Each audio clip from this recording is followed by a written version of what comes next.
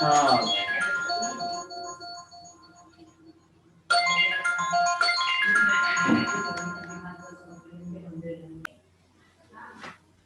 चले भाई, सभी को गुड मॉर्निंग। और जैसे ही गुड मॉर्निंग बोलते हैं एकदम एडमिशन मांगते हैं। चलिए भाई,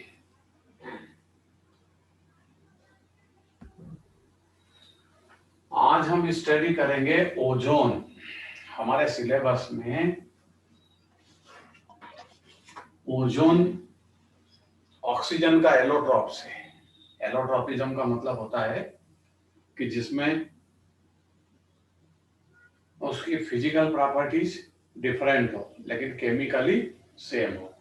तो यहाँ ओजोन का फार्मूला O3 है और ये ऑक्सीजन के एलोट्रॉप्स में आता है। इसकी स्टडी हमारे सिलेबस में फुल स्टडी है। और फुल स्टडी करने के पहले सबसे पहले हम इसकी प्रिपरेशन मेथड की स्टडी करें।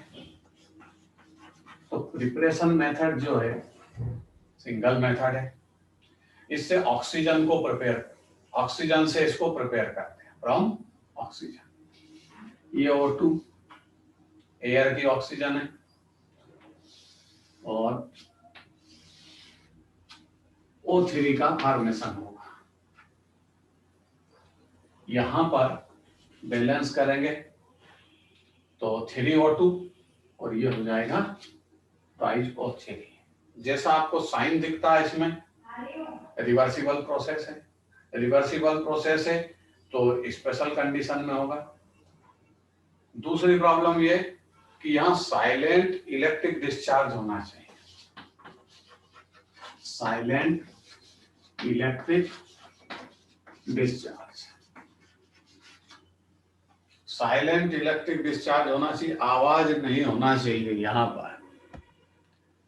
ठीक है, तो साइलेंट इलेक्ट्रिक डिस्चार्ज होगा तो वहां जितनी भी प्रेजेंट है ऑक्सीजन वो किसमें कन्वर्ट हो जाएगी, O3 में। और ये प्रोसेस कैसा है,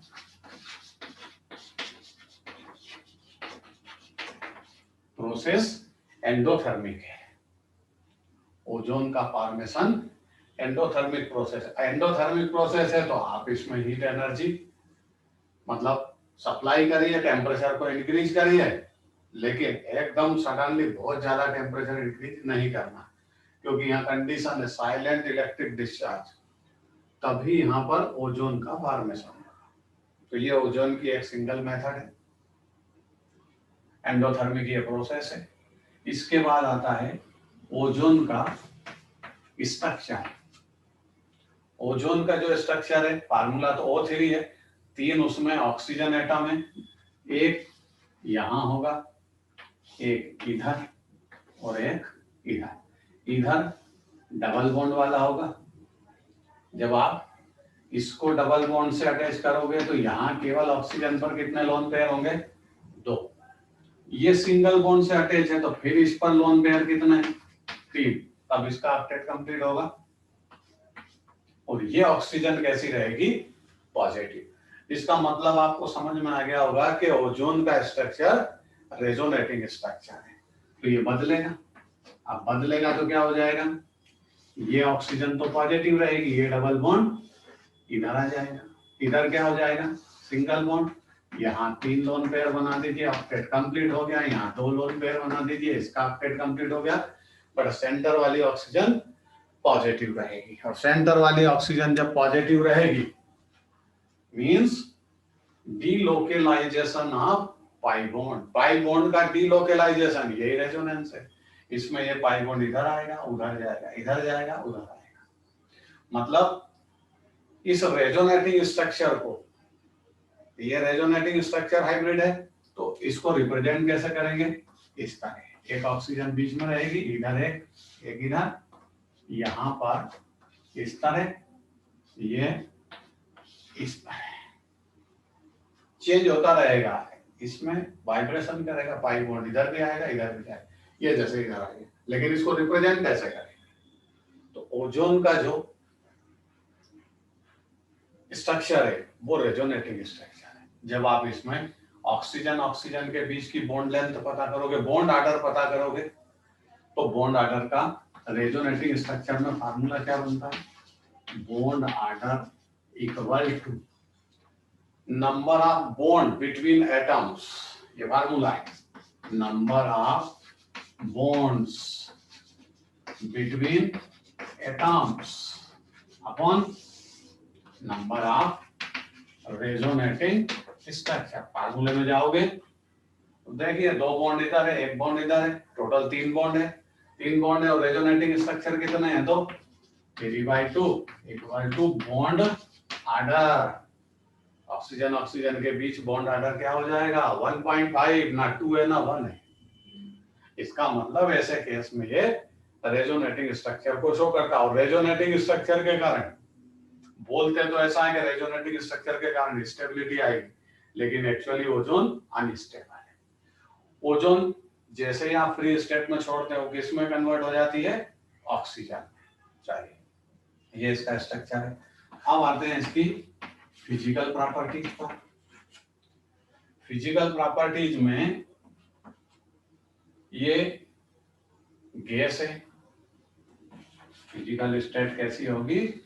गैस होगी ब्लू कलर की, लेकिन जैसे जैसे आप इसको टेम्परेचर डाउन करोगे, लो टेम्परेचर कूल करोगे, तो ये लाइट ब्लू कलर के लिक्विड, डीप ब्लू कलर के लिक्विड में कन्वर्ट होगी। और ज्यादा टेम्परेचर डाउन करोगे तो ये सॉलिड में कन्वर्ट हो जाएगी। और कैसे सॉलिड में? Violet black, violet black colour के सॉलिड में ये कन्वर्ट हो जाती है। तो फिजिकल स्टेट में ये गैस है, टेम्परेचर डाउन करोगे तो लिक्विड भी स्टेट में भी मिलेगी, और बहुत ज्यादा टेम्परेचर डाउन करोगे तो सॉलिड फेस में जाएगी। और सॉलिड फेस में ये वायलेट ब्लैक कलर की होती है, इधर ये डीप ब्लू कलर की होती है, और यहाँ पर उसका कलर फेयर हो जाता है। दूसरी फिजिकल प्रॉपर्टीज, ये वाटर से हेवियर देन एयर, एयर के कंपैरिजन में ये हेवी है। वाटर इनसोल्यूबल,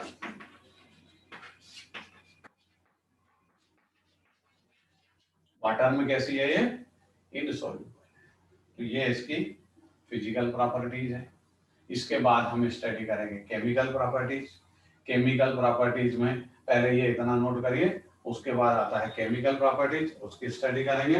ये ऑक्सीडाइजिंग एजेंट भी है क्योंकि ऑक्सीजन भी सप्लाई करती है, ये रिड्यूसिंग एजेंट भी है, किसी से ऑक्सीजन को गेन भी कर सकती है, और ये ब्लीचिंग एजेंट का काम भी करेगी।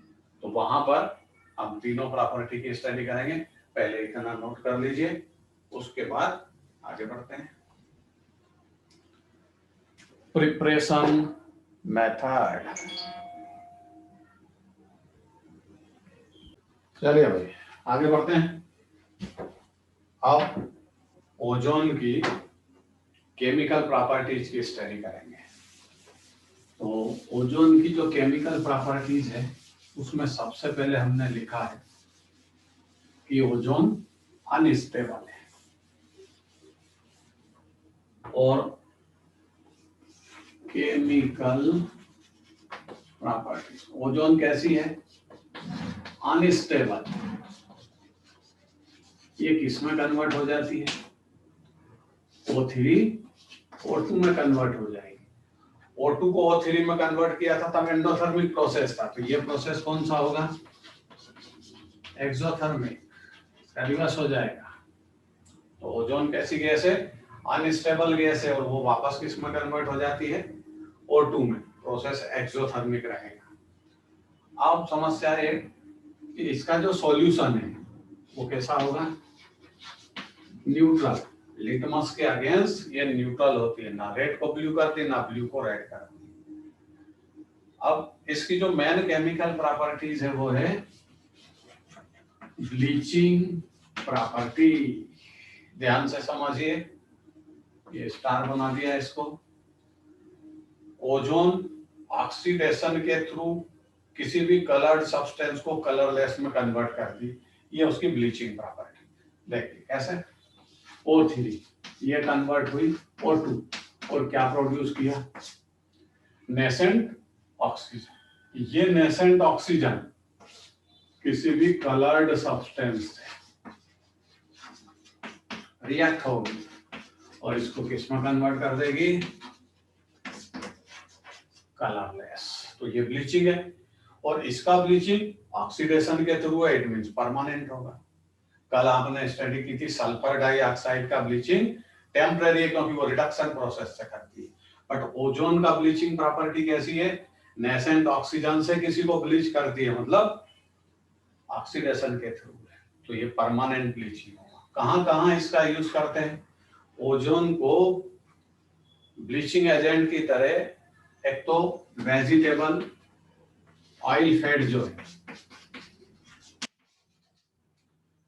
इनके कलर्ड इंप्योरिटीज को रिमूव करने में ये काम आती है। वेजिटेबल ऑयल फैट का जब हम मैन्युफैक्चर करते हैं लार्ज स्केल पर फैक्ट्री में, तब इसके कलर को ओजोन से ब्लीच करते हैं, जो भी इसमें कलर्ड की इंप्योरिटीज हो। आइवरी, आइवरी को ब्लीच करते हैं, सिल्क, वूल, फैब्रिक, इन सबको ब्लीच करने में ओजोन को यूज करते हैं। तो ये इसकी ब्लीचिंग प्रॉपर्टी। अब दूसरी प्रॉपर्टी आती है इसकी reducing property, means ozone reducing agent भी है। भाई ओजोन, ओजोन में ऑक्सीजन है तो वो ऑक्सीडाइजिंग एजेंट तो होगा, साथ में ये रिड्यूसिंग एजेंट भी है। इसका मतलब ओजोन का ऑक्सीडेशन स्टेट कैसा है, ओजोन का अपना खुद का ऑक्सीडेशन स्टेट 0 है, बट ये कभी कहां जा सकती है, -1 में जा सकती है, -2 में जा सकती है, +2 में जा सकती है। ऑक्सीजन अपने कई ऑक्सीडेशन स्टेट चेंज कर सकती है। तो ऐसे केस में ये ऑक्सीडाइजिंग एजेंट और साथ में रिड्यूसिंग एजेंट दोनों की तरह काम करती है। तो रिड्यूसिंग प्रॉपर्टी समझते हैं।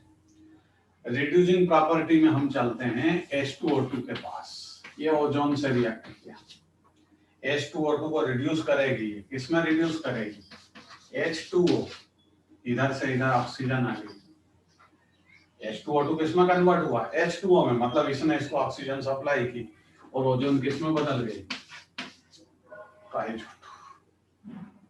अब यहाँ समस्या ये कि ये रिड्यूसिंग एजेंट कैसे हुआ, इसने इसको ऑक्सीजन सप्लाई की, मतलब ये ऑक्सीडाइजिंग एजेंट, तो ये रिड्यूसिंग एजेंट हुआ।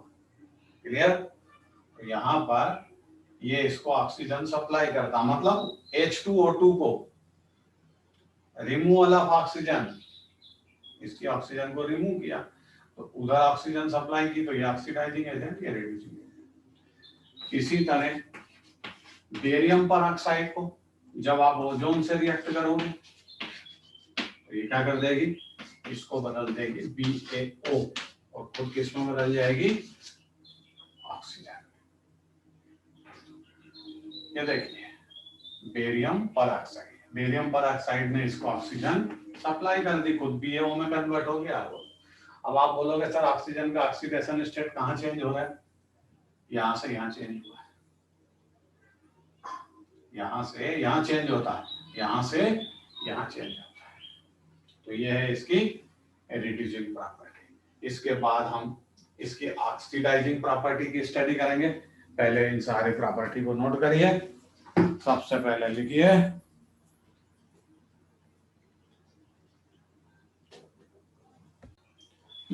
Oxidising property, oxidising property, ozone powerful oxidising agent है, ओजोन ऑक्सीडाइजिंग प्रॉपर्टी, कैसी ऑक्सीडाइजिंग एजेंट है ये, powerful, ozone powerful oxidising agent है, मींस ये किसी को ऑक्सीजन सप्लाई कर सकती है। किस किस को सप्लाई करती है देखते हैं। पहला PbS से जब ओजोन रिएक्ट होती है तो इसको कन्वर्ट कर देती है PbSO4। बैलेंस कर लीजिए, यहां करिए 4O3 तो ये हुआ 4 और यहाँ हो जाएगा 4 और 2, बैलेंस है। तो ये लेड सल्फाइड को ओजोन ऑक्सीडेशन के थ्रू PbSO4 में कन्वर्ट करती है, पहली रिएक्शन। दूसरी रिएक्शन, सल्फर से जब आप इसको रिएक्ट करते हो तो ये इसको किस में कन्वर्ट कर देती है, सल्फेट में। रिएक्शन को इस तरह लिख लीजिए, H plus 4O3 SO4 double minus plus 4 और 2, बैलेंस है। तो सल्फर से जब ये रिएक्ट होती है तो सल्फर को ऑक्सीडाइज करती है, किसमें, सल्फेट आयन में कन्वर्ट करती है। नंबर 3, जब ये आप HCl से रिएक्ट करोगे तो HCl प्लस O2, वाटर इसके साथ रहेगा, या वाटर ना भी रहे तो डायरेक्ट ये फॉर्मेशन हुआ H2O और यहाँ पर क्लोरीन सेपरेट हो जाएगी और O2 का फॉर्मेशन होगा। O2 देखिए कितनी फॉर्मेशन हुई, 3, तो ये 3, बैलेंस है। तो HCl को इसमें किसने कन्वर्ट कर दिया, Cl2। हाइड्रोजन क्लोराइड क्लोरीन का जो एसिड है उसको इसने क्लोरीन में कन्वर्ट कर दिया। अगली रिएक्शन है तो HKI प्लस O3, वाटर के साथ रिएक्शन है इसकी, वाटर रिएक्ट होगा और इसको बना देगा ये, तो HKOH प्लस I2 प्लस और रिएक्शन देख लीजिए, Ki को इसने किस में बदल दिया, I2 और KOH बना दिया। ऑक्सीजन को बैलेंस कर लेना, हो जाएगी ऑटोमेटिक। अगली रिएक्शन है भाई इसमें कि ये फेरस को, ये फेरस सल्फेट को ये किस में बदलती है, फेरिक सल्फेट। यहाँ फेरस का ऑक्सीडेशन स्टेट कितना था, +2, यहाँ क्या हो गया, +3, मतलब फेरस को किस में बदला इसने, फेरिक ने। तो रिएक्शन एसिडिक मीडियम में होगी, H2SO4 प्लस इसमें लिखिए O3, तो यहाँ पर फॉर्मेशन हो जाएगा प्लस और, लिख लीजिए पांचों रिएक्शन को नोट करिए। ये ऑक्सीडाइजिंग प्रॉपर्टी है, ओजोन कौन से मटेरियल को किस में चेंज करती है।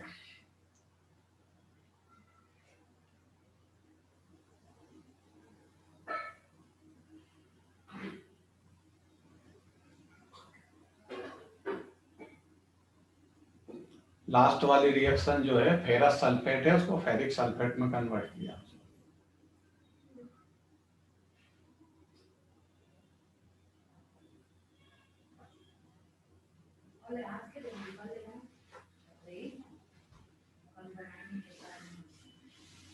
दो रिएक्शंस और है इसमें, आपने ये लिखी होगी, दो ऑक्सीडाइजिंग प्रॉपर्टी हो है, K4FeCN6, पहचानते हो आप इसको, ठीक।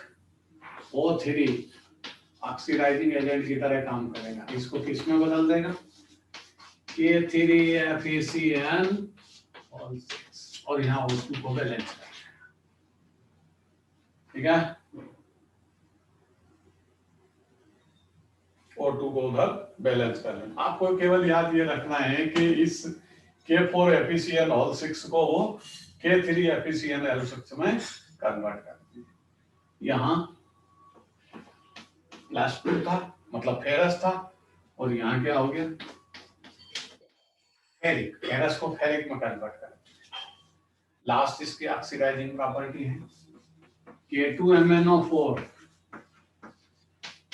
को अगर एसिडिक मीडियम में ले, यहाँ वाटर है और ओजोन, यहाँ एसिडिक मीडियम था, एसिडिक मीडियम प्लस कर लेना, ठीक है। K2MnO4 को जब ओजोन से रिएक्ट करते हैं तो ये किस में कन्वर्ट करती है इसको, KMnO4 में, और यहाँ O2 का फॉर्मेशन हो जाएगा। आपको केवल ये ध्यान रखना है रिएक्शन बैलेंस करने से कोई फायदा नहीं होता, ना बैलेंस करना आएगी। K2MnO4 में Mn का ऑक्सीडेशन स्टेट +6, यहाँ Mn का ऑक्सीडेशन स्टेट +7, जिसका ऑक्सीडेशन स्टेट इंक्रीज होता है वो तो रिड्यूसिंग एजेंट, मतलब ये रिड्यूसिंग एजेंट है तो ये ऑक्सीडाइजिंग एजेंट है। नोट करिए, ये ओजोन की फिजिकल एंड केमिकल प्रॉपर्टीज खत्म हुई। नोट कर लीजिए फैमिली, तो हेडिंग लिखिए भाई, अगला हेडिंग लिखिए हैलोजन फैमिली। ये 3rd नंबर की फैमिली है पी ब्लॉक में 12th के सिलेबस में। इसके बाद नोबल गैसेस का स्ट्रक्चर, नोबल गैसेस की स्टडी है। तो सबसे पहले हेलोजन फैमिली के मेंबर की बात करें। हेलोजन फैमिली के जो मेंबर है आप पहचानते हो, क्लोरीन 9, क्लोरीन 17, ब्रोमीन 35, आयोडीन 53, ऑस्टेसिन 85। जब इलेक्ट्रॉनिक कॉन्फ़िगरेशन की बात करोगे तो फर्स्ट ऑर्बिट 2, सेकंड 7, 2 8 7। आउटर में कितने इलेक्ट्रॉन है सबके पास, 7, 2 8 18 7, 2 8 18 18 7, 2 8 18 32 18 लास्ट 7। इस तरह सभी के आउटर मोस्ट में कितने इलेक्ट्रॉन है, 7। तो आउटर कॉन्फ़िगरेशन क्या होगा, NS2Np5। ये डायग्राम बनेगा ऐसे, NS2 और आउटर मोस्ट को अपन ने N बोला, 1 2 3 4 5। तो ये इसका इलेक्ट्रॉनिक कॉन्फ़िगरेशन है। अब इलेक्ट्रॉनिक कॉन्फ़िगरेशन जब बनाएंगे हम, डिजाइन करेंगे, तो इलेक्ट्रॉनिक कॉन्फ़िगरेशन के बाद, इलेक्ट्रॉनिक कॉन्फ़िगरेशन के बाद इसकी प्रॉपर्टी आएगी। तो यहाँ पर प्रॉपर्टी को लेते हैं एटॉमिक रेडियस, आयोनिक रेडियस। तो एटॉमिक रेडियस में तो सीधा सीधा कंसेप्ट है down the group increase. Chlorine smaller size की क्योंकि ऑर्बिट 2 है, क्लोरीन लार्जर साइज की क्योंकि ऑर्बिट 3 है, ऑस्टेसिन इसमें रेडियो एक्टिव मटेरियल है, इसलिए यहाँ इसकी स्टडी हम इस ग्रुप के साथ कभी नाम लेकर के नहीं करते। तो ग्रुप में up to down atomic radius increase होगी, मतलब सबसे छोटा कौन होगा, क्लोरीन, उससे बड़ा क्लोरीन, उससे बड़ा ब्रोमीन, सबसे बड़ा आयोडीन। अगर आयोनिक साइज की बात करें तो आयोनिक साइज में भी वही होगी, ये आयोनिक साइज का इंक्रीजिंग ऑर्डर है। फ्लोरीन सबसे छोटा, क्लोरीन उससे बड़ा, ब्रोमीन उससे बड़ा, और आयोडीन सबसे लार्जर साइज का है। ये एटॉमिक साइज की बात हुई। दूसरी प्रॉपर्टी अगर आप स्टडी करें तो यहाँ आयोनाइजेशन पोटेंशियल की बात करते हैं। जो रेगुलर टेंड है उसकी बात पहले कर लेते हैं, जो इरेगुलर टेंड है, एक्सेप्शनल केस है, उनकी बात अलग से करेंगे। आयोनाइजेशन पोटेंशियल पता है भाई सबको, आयोनाइजेशन पोटेंशियल साइज पर डिपेंड है। जो स्मॉलर साइज का उसकी आईपी की वैल्यू हायर, सबसे हाईएस्ट आईपी फ्लोरीन, फिर क्लोरीन, ब्रोमीन, और लास्ट में आयोडीन की आईपी की वैल्यू। जैसे जैसे साइज इंक्रीज होगी, लार्जर साइज का एटम साइज इंक्रीज होगी, वैसे वैसे आईपी की वैल्यू डिक्रीज होगी, इलेक्ट्रॉन को रिमूव करना डिफिकल्ट होगा। तो फ्लोरीन की जो आईपी की वैल्यू है वो सबसे हाईएस्ट है। आईपी के बाद आते हैं भाई इलेक्ट्रोनेगेटिविटी। इलेक्ट्रोनेगेटिविटी भी इसी ऑर्डर में, कोई एक्सेप्शनल केस नहीं है। फ्लोरीन की हाईएस्ट होती है पूरी पीरियोडिक टेबल में 4, उससे कम क्लोरीन, उससे कम ब्रोमीन, उससे कम आयोडीन। आ रही बात समझ में? तो भाई एक्सेप्शनल केस कहाँ है? एक्सेप्शनल केस है इलेक्ट्रॉन गेन एंथैल्पी, इलेक्ट्रॉन को गेन करने की टेंडेंसी में इसमें एक्सेप्शनल केस है। और आपके पास 11th में जब आप पीरियोडिक टेबल की स्टडी की तब पूरा डिटेल इसका लिखा हुआ है कि इलेक्ट्रॉन गेन करने की टेंडेंसी में क्लोरीन सबसे फास्ट है, उससे कम फ्लोरीन, फिर ब्रोमीन और सबसे कम आयोडीन। अब भाई यहाँ एक्सेप्शनल केस है तो उसका रीजन क्या है? क्लोरीन की साइज लार्जर है तो इलेक्ट्रॉन डेंसिटी लोअर होगी, इनकमिंग इलेक्ट्रॉन को मिनिमम रिपल्सन फोर्स एक्ट करेगा, मतलब ये आसानी से गेन करेगा। ये रीजन आपके पास लिखा हुआ है।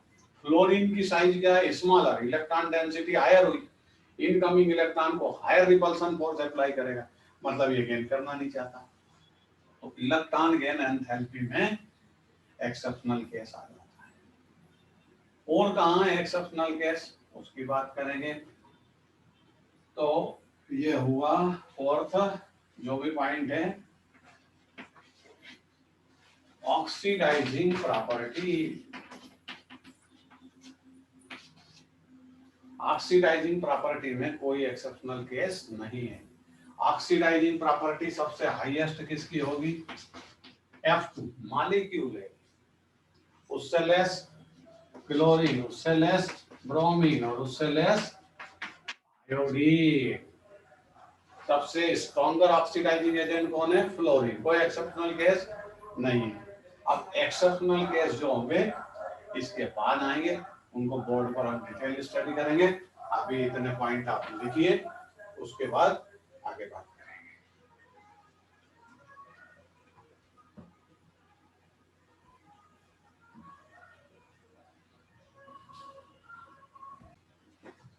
चलिए ये मिटाते हैं।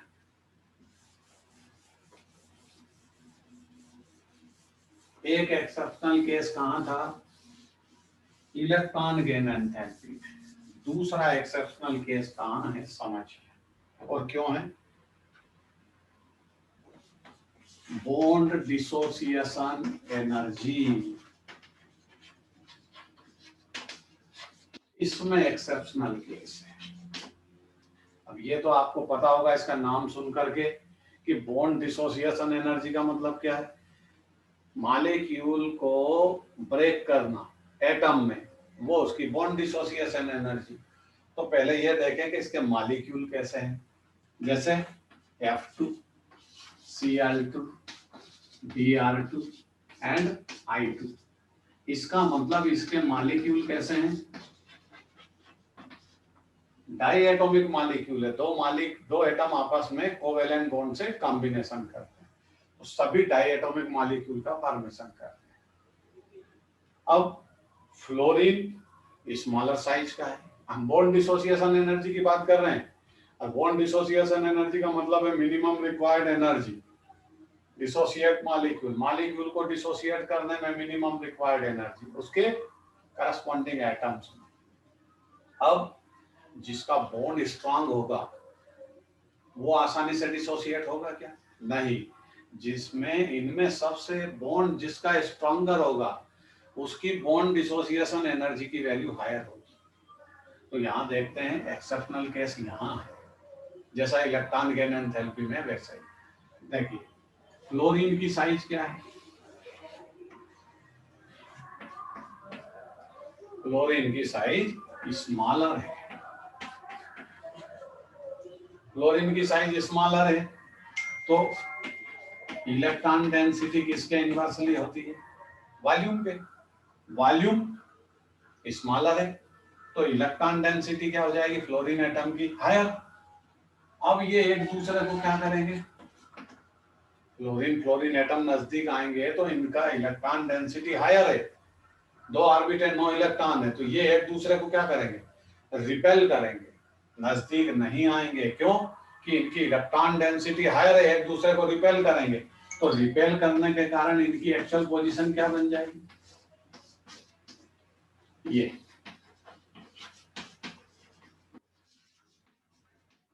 एफ और एफ की बॉन्ड लेंथ क्या हो जाएगी? इंक्रीज। ये डाइपोल मूवमेंट में भी आपको समझाया था कि इसकी बॉन्ड लेंथ हायर होती है। क्यों हायर है? क्योंकि फ्लोरीन की साइज स्मॉलर है, उसकी इलेक्ट्रॉन डेंसिटी हायर है, दो एटम जब नजदीक आएंगे तो बहुत ज्यादा रिपल्सन करेंगे, दूर दूर रहेंगे, इसके कारण इसकी बॉन्ड लेंथ इंक्रीज हो जाएगी। बॉन्ड लेंथ इंक्रीज हो जाएगी, इसका मतलब तो इसको आसानी से ब्रेक कर सकते हो ना आप, इसलिए इसकी बॉन्ड डिसोसिएशन एनर्जी कम हो जाएगी, डिक्रीज हो जाएगी। किसके कंपैरिजन? क्लोरीन। ये क्लोरीन, अब ये देखिए क्लोरीन की साइज लार्जर है, और लार्जर है तो उसकी इलेक्ट्रॉन डेंसिटी क्या होगी? इलेक्ट्रॉन डेंसिटी वॉल्यूम का इन्वर्सली होती है, इसका वॉल्यूम लार्जर तो इलेक्ट्रॉन डेंसिटी लोअर। अब जब इलेक्ट्रॉन डेंसिटी लोअर है तो दोनों एटम तो नजदीक रहेंगे ना, और नजदीक रहेंगे तो इसकी बॉन्ड लेंथ क्या हो जाएगी? इसकी बॉन्ड लेंथ कम हो जाएगी, डिक्रीज हो जाएगी, दोनों एटम नजदीक रहेंगे, नियर टू ईच अदर। क्यों? इलेक्ट्रॉन डेंसिटी लोअर है तो रिपल्सन कम होगा, रिपल्सन कम होगा तो दोनों एटम नजदीक आकर मिलेंगे, नजदीक मिलेंगे तो बॉन्ड लेंथ की वैल्यू क्या हो जाएगी? डिक्रीज। बॉन्ड लेंथ की वैल्यू डिक्रीज होगी तो इसको डिसोसिएट करना डिफिकल्ट होगा, ज्यादा एनर्जी, मैक्सिमम एनर्जी रिक्वायर्ड होगी बॉन्ड को डिसोसिएट करने में। तो यहां देखें कि हाईएस्ट बॉन्ड डिसोसिएशन एनर्जी किसकी हो गई?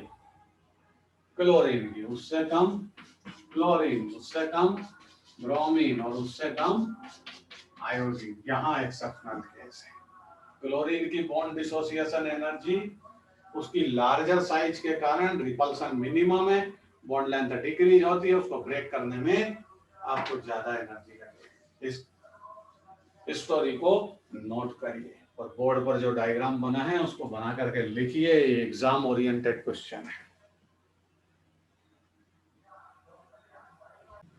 चलिए आगे बढ़िए। गणेश कदम ने लिख लिया मतलब समझे। अगली प्रॉपर्टी, हेलोजन फैमिली की नेक्स्ट प्रॉपर्टी आती है, इनके कलर कैसे हैं। इनका नाम हेलोजन है, और ऐसे ही किसी का नाम कुछ भी नहीं रख दिया जाता है। इसका नाम हेलोजन क्यों रखा, ध्यान से सुनिए। पहले कलर की बात करेंगे। फ्लोरीन जो F2 गैस है उसका कलर है पैलियन। क्लोरीन जो गैस है भाई, ये डाइएटॉमिक मॉलिक्यूल है तो क्लोरीन डाइएटॉमिक फॉर्म में नेचर में आपको ऑब्टेन होगी। फ्लोरीन F2 Br2, ये Br2 एंड I2, इस तरह डाइएटॉमिक मॉलिक्यूल है। और मॉलिक्यूल के फॉर्म में, गैस तो हमेशा मॉलिक्यूल के फॉर्म में रहेगी। देखते हैं पहले येलो, इसका कलर है ग्रीन येलो, थोड़ा सा चेंज हो जाता है, इसका जैसा नाम है वैसा कलर है।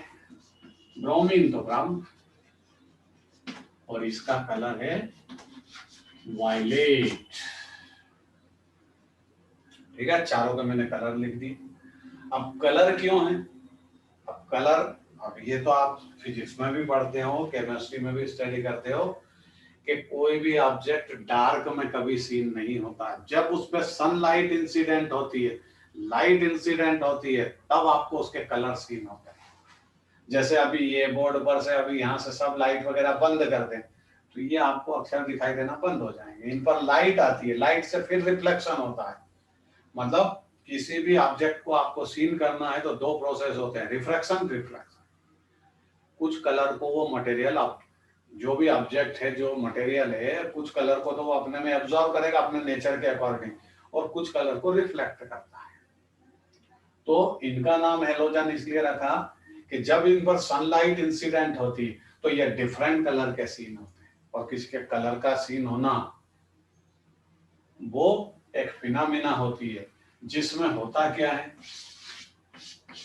ये इलेक्ट्रॉन सनलाइट इंसिडेंट हुई, पहले समझ चुके हो, फिर से समझिए। ये कोई एटम है या कोई मटेरियल है, इस पर सनलाइट इंसिडेंट हुई तो ये इलेक्ट्रॉन वैलेंसी सेल के कहाँ जाएंगे, lower energy level to higher energy level. ठीक है, गए इलेक्ट्रॉन। लोअर एनर्जी लेवल से कहां चले गए, हायर एनर्जी लेवल में। इलेक्ट्रॉन फिर से रिटर्न होगा हायर टू लोअर, और इस टाइम कुछ फ्रीक्वेंसी की एनर्जी को वो रिलीज करेगा, वही कलर्ड होगा उसका। तो सनलाइट में कितने कलर होते हैं,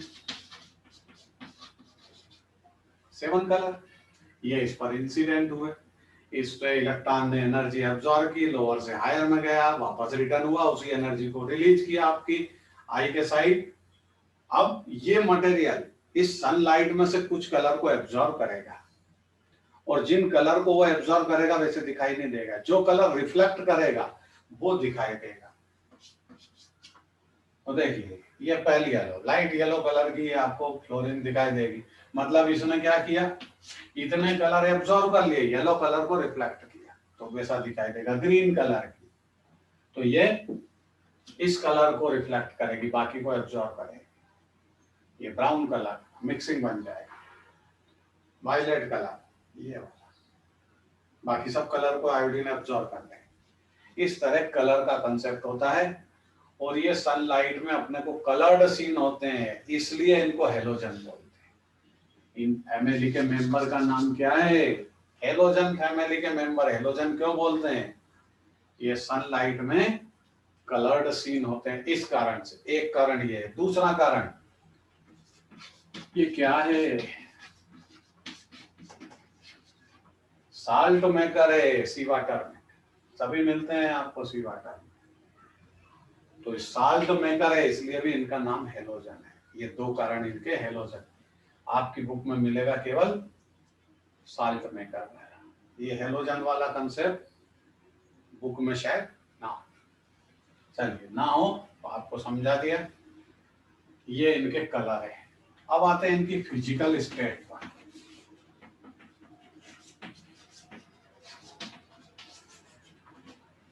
फिजिकल स्टेट में जाओगे तो ये तो मॉलिक्यूलर स्टेज में है। किस स्टेज में है, मॉलिक्यूलर स्टेज। गैस का मेन पार्टिकल ही मॉलिक्यूल होता है, गैस का स्मॉलेस्ट पार्टिकल ही मॉलिक्यूल होगा। तो ये फ्लोरीन का मॉलिक्यूल, स्मॉलर साइज का मॉलिक्यूल भी स्फेरिकल इन शेप होता है। ये फ्लोरीन का, तो ये क्लोरीन का, ये ब्रोमीन का, और सबसे बड़ा आयोडीन का। और गैसियस मटेरियल जो होते हैं उनके पास फोर्स कौन सा होता है, अरे गैसियस पार्टिकल के बीच तो वीक वंडरवाल का अट्रैक्शन फोर्स होता है ना। और वीक वंडरवाल फोर्स किस पर डिपेंड है, या ऐसा बोला कि वीक वंडरवाल फोर्स की स्ट्रेंथ किस पर डिपेंड है, साइज पर। तो फिजिकल स्टेट में क्या होगा, ये दोनों फ्लोरीन एंड क्लोरीन, ये दोनों गैस है, क्योंकि इनकी साइज स्मॉलर है, और साइज स्मॉलर होने के कारण इनका स्ट्रेंथ वीक वंडरवाल फोर्स की वीक होगी, इसलिए इनकी फिजिकल स्टेट गैस होती है। ब्रोमीन की साइज लार्जर हुई, जैसे ही ब्रोमीन की साइज लार्जर होगी, साइज लार्जर होगी, तो वीक वंडरवाल फोर्स की स्ट्रेंथ मॉलिक्यूल के बीच इंक्रीज होगी, स्ट्रॉन्ग बॉन्ड होगा, तो ब्रोमीन क्या हो जाएगी, लिक्विड। और आप सॉलिड स्टेट में पढ़ चुके हो, आयोडीन मॉलिक्यूलर सॉलिड का एग्जांपल है, और आयोडीन इसमें लार्जर साइज की है। लार्जर साइज की है तो उसके मॉलिक्यूल के बीच, between molecule, weak van der Waals force की स्ट्रेंथ सबसे हाईएस्ट होगी, और सबसे हाईएस्ट होगी तो ये कैसा हो जाएगा, ऐसा वायलेट कलर की सॉलिड हो जाएगी। इसीलिए हमने, आपको ध्यान हो तो, सॉलिड स्टेट में इसकी स्टडी की थी कि आयोडीन मॉलिक्यूलर सॉलिड का एग्जांपल है। इसके मॉलिक्यूल आपस में वीक वंडरवाल फोर्स की स्ट्रेंथ को इंक्रीज कर लेते हैं, और इसके कारण ये वायलेट सॉलिड कलर की है। और ये भी ध्यान हो आपको, हमने बोला था ये वोलेटाइल सॉलिड है, मतलब नेचर में फ्री छोड़ोगे तो गैस फेस में कन्वर्ट हो जाती है। इन सारी चीजों को पहले लिखेंगे, उसके बाद अगली स्टडी करेंगे। नोट करिए तेजी से।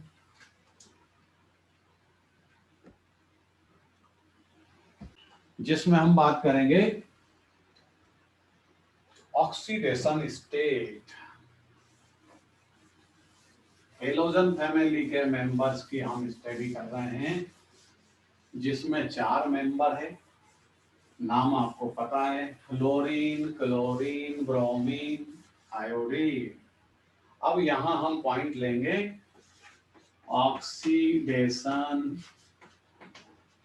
स्टेट। और आपको जैसा पता है फ्लोरीन की इलेक्ट्रोनेगेटिविटी हाईएस्ट है, मीन्स वो किसी को इलेक्ट्रॉन डोनेट नहीं करता, क्योंकि पीरियोडिक टेबल में वो हाईएस्ट इलेक्ट्रोनेगेटिविटी रखता, मीन्स वो गेनर है। और गेनर है तो फ्लोरीन का डायग्राम क्या है, 2 7, और यहाँ पर डायग्राम है 2s2 2p5। डायग्राम क्या बनेगा, 2s2 2p5, 1 2 3 4 5। ये फ्लोरीन का वैलेंसी सेल है जिसमें डी ऑर्बिटल एब्सेंट है, और जिसके पास डी ऑर्बिटल एब्सेंट होगा वो अपने ऑर्बिटल को एक्सटेंड कर पाएगा क्या आगे, नहीं। इलेक्ट्रोनेगेटिविटी हाईएस्ट है, इसलिए ये हमेशा इलेक्ट्रॉन को गेन करेगा और अपने ऑक्सीडेशन स्टेट को क्या शो करेगा, -1। मीन्स फ्लोरीन हमेशा अपना ऑक्सीडेशन स्टेट -1 फिक्स डेफिनेट रखेगा, वो अपने ऑर्बिटल को एक्सटेंड नहीं कर सकता। लेकिन बाकी मेंबर जो जैसे क्लोरीन, ब्रोमीन एंड आयोडीन, इन सब में वैलेंसी सेल तो 3rd या 4th 5th है। क्लोरीन की बात करें 2 8 7, मतलब इसका वैलेंसी सेल तो 3rd ऑर्बिट है, मतलब डी ऑर्बिटल होगा। तो डायग्राम क्या बनेगा, 3s2 3p5। 3s2 को ऐसे बनाएंगे, ये s2, ये p5, 1 2 3 4 5, और 3rd सेल है। भाई 3rd सेल है तो डी ऑर्बिटल प्रेजेंट होगा, सही बात है। ब्रोमीन में भी ऐसा ही होगा, आयोडीन में भी ऐसा पॉसिबल है। तो अब ये क्या करेंगे, डिफरेंट ऑक्सीडेशन स्टेट शो करने लगेंगे। जैसे क्लोरीन अगर इसी सिचुएशन में है तो बताओ इलेक्ट्रॉन गेन करेगा या डोनेट करेगा, तो आप बोलोगे ये तो गेन करेगा, 1 इलेक्ट्रॉन की इसको रिक्वायरमेंट है। जैसे HCl में ये हाइड्रोजन कमजोर था क्लोरीन के कंपैरिजन में, तो क्लोरीन गेनर बनेगा, हाइड्रोजन डोनर बनेगा। तो यहाँ क्लोरीन का ऑक्सीडेशन स्टेट क्या हो जाएगा, -1। कोई एक्सटेंशन नहीं किया, कोई इलेक्ट्रॉन को आगे नहीं ले गया, ऑर्बिटल एक वैकेंट, हाइड्रोजन से उसने रिएक्शन की, HCl का फॉर्मेशन किया, अपना ऑक्सीडेशन स्टेट -1 शो किया। हाँ, अगर कोई इससे ताकतवर आया, इस क्लोरीन से कोई ताकतवर एलिमेंट आया और उससे इसने कॉम्बिनेशन किया, फिर इसको इलेक्ट्रॉन डोनेट करना पड़ेगा। जैसे इसी सिचुएशन में यही ऑर्बिटल है, बताओ ये कितने इलेक्ट्रॉन डोनेट कर सकता, 1 2 नहीं कर सकता, क्योंकि इसके पास एक ही अनपेयर्ड है। जैसे ये क्लोरीन का ऑक्साइड बना Cl2। अब देखो क्लोरीन का ऑक्सीडेशन स्टेट क्या है, यहाँ पर क्लोरीन ने ऑक्सीजन गेनर है तो ऑक्सीजन 2 इलेक्ट्रॉन गेन करेगी, मतलब क्लोरीन ने 2 इलेक्ट्रॉन डोनेट करे। एक ने कितना डोनेट करा, +1, तो यहाँ क्लोरीन का ऑक्सीडेशन स्टेट +1। एक स्पेशल कंपाउंड होता है जिसको आप ब्लीचिंग पाउडर बोलते हो, वो ऐसा होता है CaOClCl, ऐसा होता है।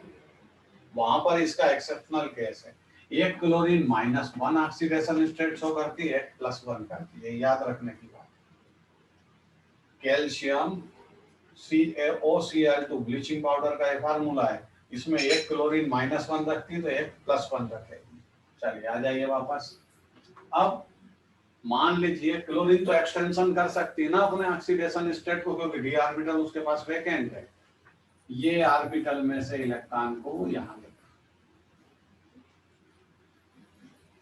किया, कितने ऑर्बिटल अनपेयर्ड हो गए, 1 2 3, मतलब क्लोरीन +3 ऑक्सीडेशन स्टेट भी शो कर सकता है।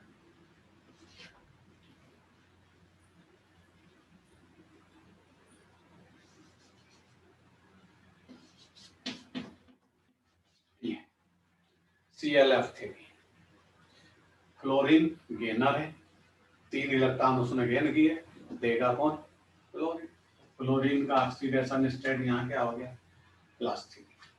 आगे बढ़ते हैं भाई, ये इलेक्ट्रॉन भी तो आगे जा सकता है। आप कितने अनपेयर्ड हो गए, 1 2 3 4 5, मतलब क्लोरीन अपना 5 ऑक्सीडेशन +5 ऑक्सीडेशन स्टेट भी शो कर सकती है। ये +5 Cl2O5 इस तरह। ये इलेक्ट्रॉन भी आगे जा सकता है। कितने इलेक्ट्रॉन अनपेयर्ड होगा, 7। तो क्लोरीन +7 ऑक्सीडेशन स्टेट भी शो कर सकती है। ये देखिए, 4 ऑक्सीजन थी, 8 इलेक्ट्रॉन गेन करेगी, 1 ऑक्सीजन कहीं से लेकर आई है, इस क्लोरीन में कितने डोनेट करे, +7। तो इस तरह क्लोरीन, ब्रोमीन, आयोडीन अपने ऑक्सीडेशन स्टेट को चेंज कर सकते हैं, बट फ्लोरीन ओनली -1। नोट करिए भाई, इसको नोट कर लीजिए। पहला पॉइंट क्या है,